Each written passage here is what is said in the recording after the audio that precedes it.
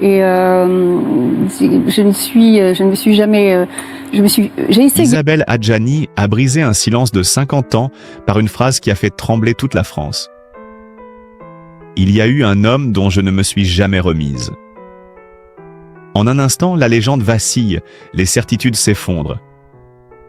Quel amour interdit a pu marquer à ce point une icône intouchable, au point de façonner chaque choix, chaque fuite, chaque secret? Ce que vous allez découvrir dépasse tout ce que l'on imaginait. Pour comprendre la portée de cet aveu déchirant, il faut remonter bien avant l'homme dont Isabelle Adjani ne s'est jamais remise, jusqu'aux fondations même de sa fragilité, là où se cache l'origine d'une blessure que personne n'avait jamais su nommer. Avant les Césars, avant les tapis rouges, avant que son visage ne devienne une icône, il y eut une petite fille qui grandissait dans une maison où le silence régnait plus fort que l'amour. Un silence dense, lourd, presque oppressant. Son père, Mohamed Cherif Adjani, marqué par la guerre et l'exil, vivait avec la fatigue muette des hommes qui ont trop vu et trop enduré. Tandis que sa mère, Augusta, imposait une rigueur froide, persuadée que les émotions ne sont qu'une faiblesse inutile. Dans cette ambiance immobile, Isabelle apprit très tôt à ne pas déranger, à marcher sur la pointe des pieds, à deviner les humeurs pour éviter les éclats, même s'il n'y en avait presque jamais. On ne criait pas chez les Adjani, mais on ne disait pas « je t'aime » non plus. L'amour existait, mais comme une ombre sur le mur, jamais comme une étreinte. Elle grandit dans cette absence de tendresse comme on avance dans un brouillard constant, apprenant à se protéger avant même de savoir aimer. Seul son frère cadet, Eric, offrait une forme de chaleur fragile, un lien que la petite Isabelle protégeait avec une intensité presque maternelle. Elle comprit très jeune que l'amour pouvait être une responsabilité écrasante, une peur constante de perdre l'autre. Et ce sentiment allait devenir le fil conducteur de toute sa vie. Lorsqu'elle entra à la Comédie Française à un âge exceptionnel, elle n'était pas une enfant insouciante lançant sa carrière avec naïveté. Elle était déjà une survivante émotionnelle, armée d'une hypersensibilité qui allait faire sa grandeur et sa perte. Sur scène, elle brillait parce qu'elle jouait avec ses cicatrices, transformant le manque en force, la douleur en intensité dramatique. Ce que le public prenait pour un génie instinctif n'était en réalité qu'un mécanisme de survie, une manière d'exister dans un monde où elle ne s'était jamais sentie totalement en sécurité. Le succès arriva brutalement, la consacrant comme l'une des actrices les plus fascinantes de sa génération. Mais au lieu de combler un vide, il l'accentua. Plus elle était admirée, plus elle se sentait seule. Les rôles tragiques semblaient s'accumuler dans sa vie comme des miroirs brisés reflétant sa propre histoire. François Truffaut s'inquiéta un jour qu'elle ne se perde dans ses personnages, tant la frontière entre son cœur et ses rôles paraissait fine, presque inexistante. Ce que personne ne savait, c'est qu'Isabelle portait en elle une certitude profonde. Aimer, c'est s'exposer, et s'exposer, c'est risquer d'être abandonné. Ainsi, à chaque début d'histoire, elle anticipait inconsciemment la fin. Elle aimait intensément mais partait mentalement avant l'autre, prête à fuir avant de subir la moindre fracture. Ce schéma récurrent, né de l'enfance, traversa tous ses amours futurs, même ceux avec des hommes passionnés, célèbres ou profondément attachés à elle. Aucun ne parvint à fissurer cette armure invisible. Aucun ne toucha le noyau intime où se mêlaient la peur de l'abandon et le désir secret d'un refuge qu'elle n'osait imaginer. Jusqu'au jour où un homme fit voler en éclats toutes ses défenses. Un homme dont le départ, pourtant silencieux, allait résonner comme un tremblement de terre dans sa vie. Un homme qui, sans promesse ni drame, marquerait à jamais son histoire. Mais pour comprendre la puissance de ce choc, il faut d'abord dévoiler le parcours émotionnel tortueux qui a façonné Isabelle Adjani. Cette actrice qui transformait la douleur en art sans savoir que, quelque part sur son chemin, l'amour allait frapper plus fort que n'importe quel rôle. Car ce n'est qu'en comprenant ce passé de silence et de cicatrices que l'on peut saisir pourquoi une simple disparition, des années plus tard, allait la briser d'une manière dont elle ne se remettrait jamais. À mesure qu'Isabelle avançait dans sa carrière fulgurante, les histoires d'amour se succédaient sans jamais véritablement s'ancrer, comme si chaque homme ne faisait que frôler la surface d'un cœur qu'elle gardait farouchement verrouillé. Aux yeux du public, sa vie sentimentale semblait flamboyante, entourée d'hommes talentueux, admiratif, parfois même dévoré par elle. Mais la réalité était bien plus complexe, presque paradoxale. André Dussolier fut le premier à lui offrir une douceur sincère, une forme de refuge que beaucoup de femmes auraient enviée. Mais Isabelle, hantée par l'idée de dépendre de quelqu'un, resta prudente, cherchant inconsciemment la sortie même au cœur du bonheur. Puis vint Francis Huster, passionné, incandescent, prêt à déplacer des montagnes pour elle, mais que sa soif de liberté étouffait. Il voulait la retenir, l'encadrer, la convaincre de rester dans un univers qu'elle ressentait comme une cage dorée. Elle, fidèle à son instinct, préféra s'éloigner avant d'être blessée. Avec Bruno Nuiten, père de son fils Barnabé, elle partagea une intensité artistique rare, une complicité intellectuelle profonde, mais ce lien ne parvint pas à combler la fracture émotionnelle héritée de l'enfance. Même lorsqu'elle se tourna vers l'apaisement avec Alain Souchon, un homme simple, tendre, presque réparateur, elle se heurta à la même vérité.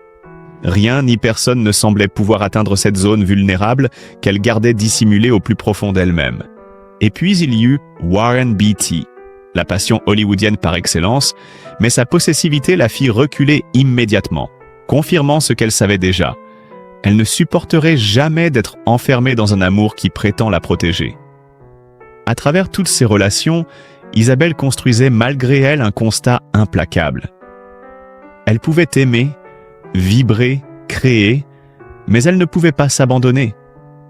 Chaque histoire, même la plus belle, devenait une répétition, un prélude, une tentative inachevée d'accéder à cette intimité qu'elle redoutait autant qu'elle la désirait. Ce que personne ne voyait, c'est qu'elle portait en elle une faille secrète, un espace encore intact, encore vierge, comme réservé à un amour d'une nature différente. Un amour qui n'était pas encore arrivé, mais dont l'ombre semblait déjà planer sur son destin. Et c'est précisément cette faille, silencieuse mais béante, qui allait rendre la rencontre suivante non seulement inévitable, mais dévastatrice. Car lorsque Daniel Day-Lewis entra dans sa vie, il ne la bouleversa pas par la violence d'une passion spectaculaire, mais par la profondeur calme et troublante d'une présence qui, pour la première fois, trouva un écho dans les zones les plus sensibles de son être. Et à partir de cet instant, aucune fuite ne serait plus possible. Lorsque Daniel Day-Lewis apparut dans la vie d'Isabelle Adjani, rien ne ressemblait à ces romances trop tumultueuses de ce qu'elle avait traversé jusque-là. Il n'y eut ni déclaration passionnée, ni promesse insensée. Seulement cette reconnaissance immédiate, presque animale, entre deux êtres façonnés par la même intensité intérieure. Daniel n'était pas un homme que l'on aime facilement. Il vivait ses rôles avec une rigueur presque terrifiante, disparaissant des mois entiers, s'isolant du monde pour se métamorphoser jusqu'à l'effacement. Et pourtant c'est précisément cette exigence absolue qu'Isabelle comprit, peut-être mieux que quiconque. Entre eux, la connexion fut instantanée, silencieuse mais vertigineuse, comme si chacun percevait chez l'autre une fragilité dissimulée sous des couches de maîtrise et de talent. Le public et les médias s'enflammèrent rapidement, fascinés par ce couple improbable. Deux monstres sacrés réunis par une intensité qui semblait dépasser la réalité. Mais derrière les apparences glorieuses se jouait une histoire bien plus fragile. Isabelle, dont l'enfance avait laissé une trace indélébile de peur et d'instabilité, avait besoin de présence, de continuité, de gestes rassurants. Daniel, au contraire, vivait dans le retrait, dans les silences prolongés, dans les absences nécessaires à sa création. Elle cherchait un ancrage. Il cherchait l'effacement. Malgré ces différences, Isabelle osa quelque chose qu'elle n'avait jamais risqué auparavant. Se projeter. Pour la première fois, elle imagina un futur possible, une famille, une forme de paix émotionnelle qu'elle n'avait jamais connue. Ses proches diront plus tard qu'elle n'avait jamais semblé aussi lumineuse que dans les premières années de cette relation, comme si Daniel avait réveillé en elle la possibilité d'un amour qui ne serait pas une fuite, mais un commencement. Mais ce bonheur fragile reposait sur une faille invisible qui, peu à peu, commença à se fissurer. Les tournages de Daniel, toujours plus immersifs, l'emportaient loin d'elle, parfois pendant des mois, et chaque absence rouvrait en Isabelle la blessure primitive de l'abandon. À mesure que les silences s'allongeaient, son anxiété grandissait. Lorsqu'elle découvrit qu'elle était enceinte, elle y vit un signe, une renaissance, l'espoir concret d'un avenir partagé. Elle croyait sincèrement que cet enfant scellerait cet amour incandescent, qu'il donnerait enfin à sa vie la stabilité qu'elle n'avait jamais osé réclamer. Mais pour Daniel, la nouvelle fut un vertige, presque un effroi. La paternité représentait un engagement qu'il ne savait ni promettre ni incarner. Et au lieu de se rapprocher, il se retira encore davantage, comme un homme qui sent son propre cœur lui échapper. Il n'y eut ni dispute ni rupture théâtrale, seulement une lente disparition, des appels espacés, des messages qui s'amenuisent, des silences qui pèsent comme des pierres. Pour Isabelle, ce retrait progressif fut pire que n'importe quelle séparation violente. Il ravivait exactement le traumatisme qu'elle avait passé une vie entière à tenter d'oublier. Et c'est ainsi, dans un silence presque insupportable, que la fracture se produisit.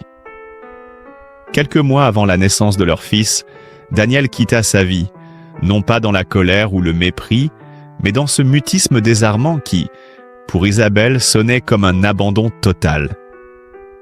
À cet instant précis, elle comprit que rien ne serait plus jamais comme avant. Car il existe des ruptures qui brisent le cœur, et d'autres qui brisent l'identité. Celle-ci allait redéfinir toute son existence.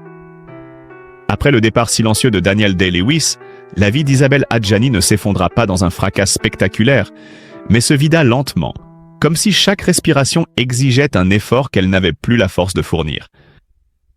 Elle avançait dans un quotidien qui n'avait plus de contours, enceinte, vulnérable, exposée au jugement du monde et pourtant plus seule qu'elle ne l'avait jamais été. C'est dans cet état de fragilité extrême qu'elle prit une décision radicale. Quitter Paris, fuir cette ville qui bruissait encore de souvenirs, d'attentes, d'illusions brisées. En 1996, elle partit pour Genève, invoquant une loi suisse destinée à protéger les mères dans les litiges de garde. Mais la vérité profonde était ailleurs. Elle s'exilait pour survivre. Genève n'avait rien d'un refuge idyllique. C'était une ville austère, presque trop calme, où elle pouvait s'effacer sans que personne ne la cherche vraiment. Dans cet espace neutre, elle tenta de reconstruire une stabilité autour de son fils à naître, Gabriel Kane, tout en portant en elle une douleur sourde qu'elle dissimulait derrière une apparence de contrôle. Elle refusa des rôles prestigieux, évita les plateaux, les interviews, les festivals, non par caprice mais parce qu'elle ne supportait plus l'idée de jouer des émotions qu'elle ne ressentait plus. Comment incarner la passion quand la sienne s'était éteinte dans un silence? Comment laisser la caméra approcher quand elle ne reconnaissait plus son propre reflet? Pendant ces années d'exil, une série de coups du sort s'abattit sur elle comme pour tester sa résistance. La mort de son père d'abord, laissant derrière lui un vide fait de mots qu'il n'avait jamais su se dire. Puis la disparition de sa mère avec laquelle elle avait entretenu une relation complexe, tissée de distance et d'incompréhension.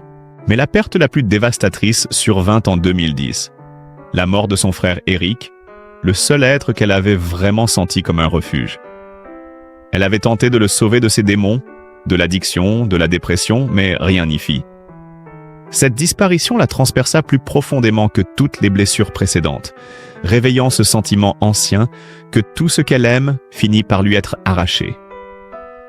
Et, au milieu de ces drames successifs, un fait frappant demeurait. Jamais, pas une seule fois, elle ne prononça le nom de Daniel. Même face aux journalistes, aux proches, aux confidences les plus intimes, il restait une absence sacrée, un secret trop lourd pour être exposé. Les années suivantes furent jalonnées de polémiques, d'accusations, de procès médiatisés qui la mirent à rude épreuve, et pourtant, même dans ces moments de fragilité publique, elle parlait de tout sauf de cet amour perdu. Ce silence, loin d'être un oubli, était la preuve de sa profondeur. À travers lui, on comprenait que Daniel n'était pas un chapitre de son passé, mais une ombre constante, un centre invisible autour duquel son existence avait continué de graviter. Car certaines histoires ne se taisent pas. Elles se transforment en cicatrices, en choix, en renoncements, et colonisent une vie entière sans jamais se montrer. Et tant qu'Isabelle n'affrontait pas cette vérité, elle ne pouvait ni guérir ni avancer. Pourtant, le moment où elle finirait par la nommer approchait déjà, doucement mais inexorablement. Avec le passage des années, alors que le tumulte médiatique s'apaisait et que son exil se transformait peu à peu en mode de vie, Isabelle Adjani, entra dans une phase inattendue de lucidité, une zone où la douleur ne disparaissait pas, mais cessait enfin de gouverner chacun de ses gestes. À l'approche de ses 70 ans, elle comprit qu'elle n'avait plus rien à prouver à une industrie qui l'avait élevée au rang d'icône tout en la dévorant de l'intérieur.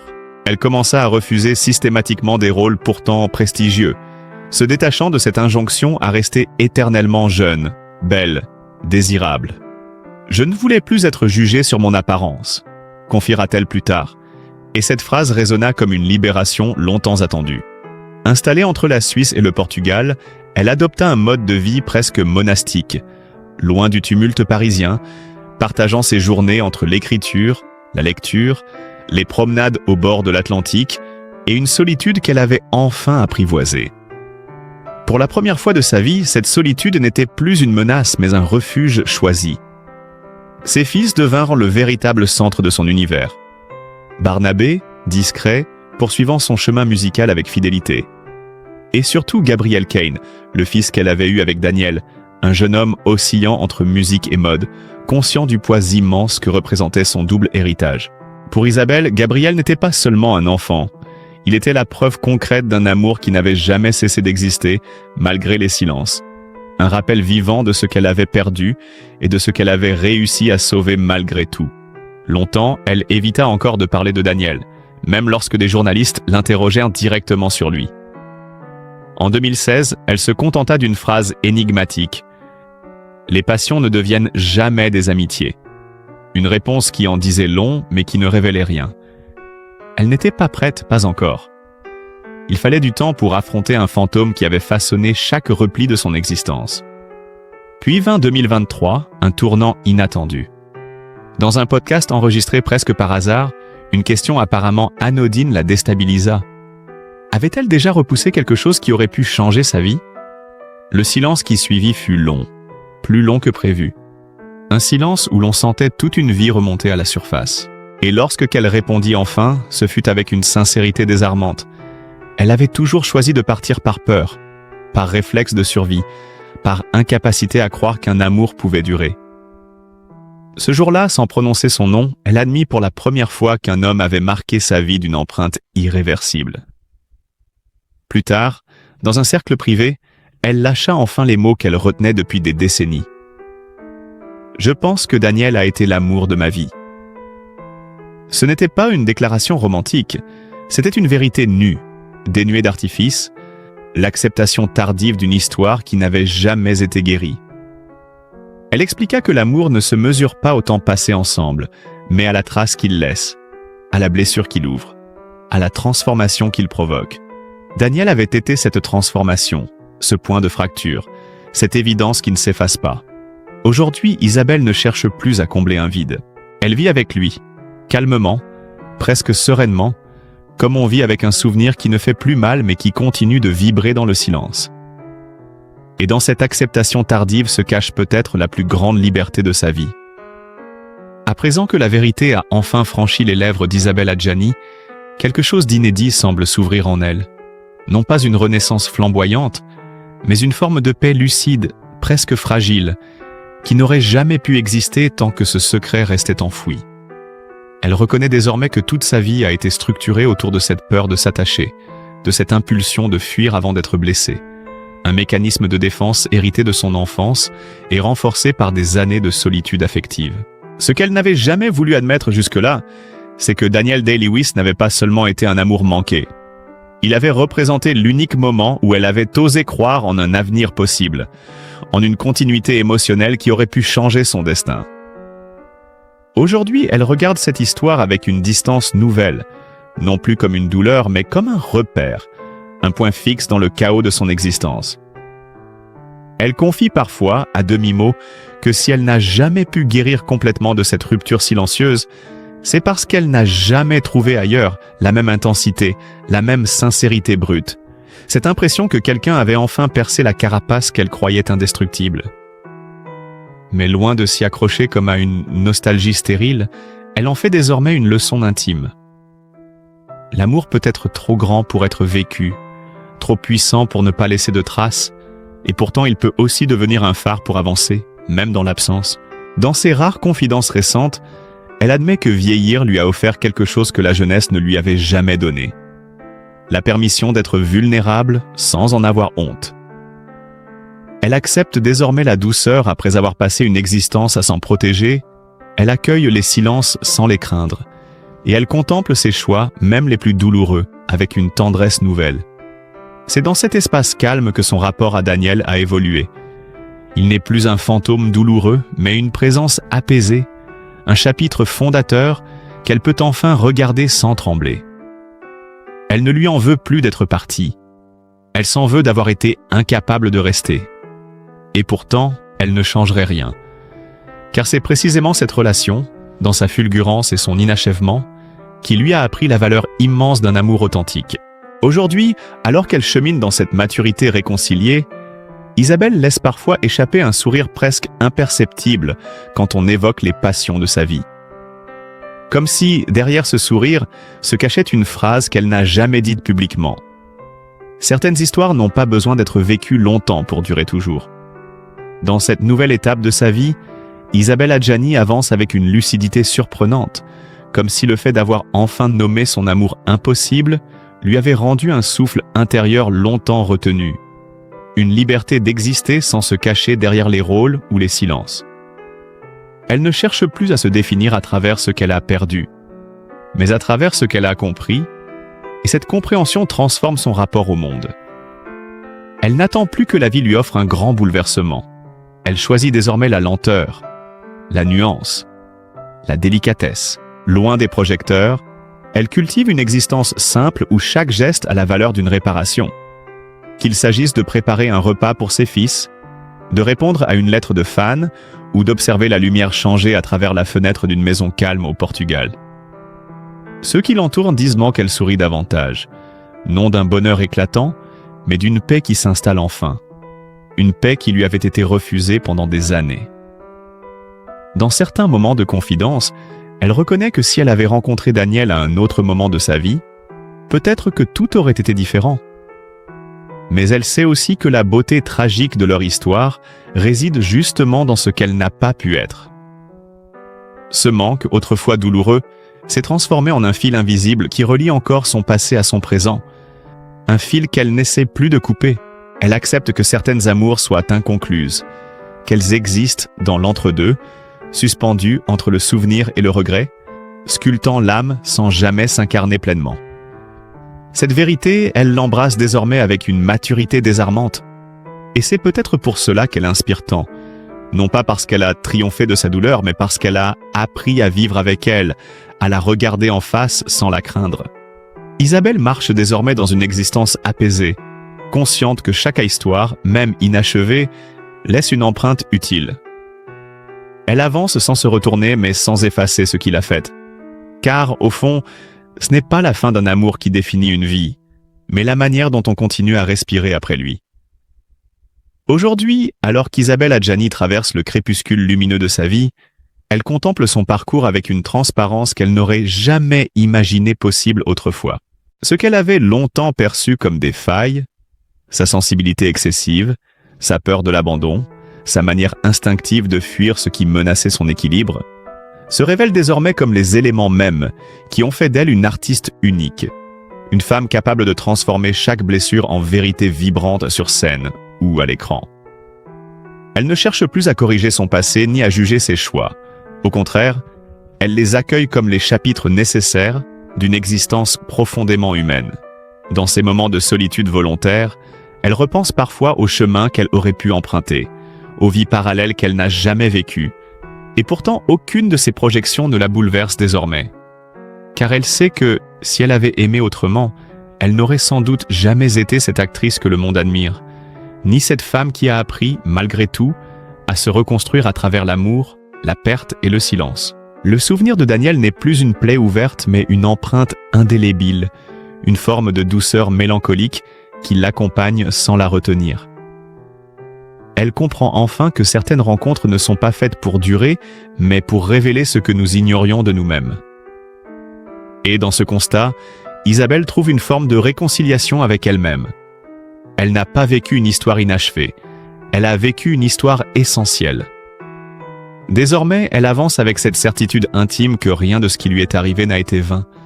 Chaque amour, chaque rupture, chaque renoncement a contribué à la conduire vers cette version d'elle-même, plus calme, plus consciente, plus vraie. Et si elle inspire encore aujourd'hui, ce n'est plus par sa beauté, ni même par son mystère, mais par cette honnêteté nouvelle, presque désarmante, avec laquelle elle accepte enfin d'être pleinement humaine. Si l'histoire d'Isabelle Adjani vous a touché, si vous avez ressenti la fragilité derrière la légende, la solitude derrière le talent, alors prenez un instant pour lui envoyer, à travers cette vidéo, un peu de chaleur, de compréhension et de bienveillance. Trop souvent, nous oublions que derrière les icônes se cachent des êtres humains qui traversent des tempêtes invisibles, des amours impossibles, des pertes silencieuses. Isabelle n'est pas seulement une actrice exceptionnelle, elle est une femme qui a aimé avec une intensité rare, qui a souffert en silence, qui s'est relevée malgré les chutes et qui, aujourd'hui encore, continue d'avancer avec une grâce bouleversante. Si son parcours résonne en vous, montrez-le. Laissez un like pour dire que sa vérité compte. Partagez cette vidéo pour que d'autres découvrent la profondeur de cette histoire. Abonnez-vous pour suivre les récits des vies qui nous inspirent, nous émeuvent et nous rappellent que derrière chaque visage public, il y a une âme qui lutte et qui espère. Votre soutien est précieux. Votre présence l'est encore plus. Ensemble, continuons à célébrer ces histoires qui nous rappellent que l'humanité se trouve souvent dans les fissures les plus discrètes. Merci d'être là, merci de ressentir, merci de faire vivre cette chaîne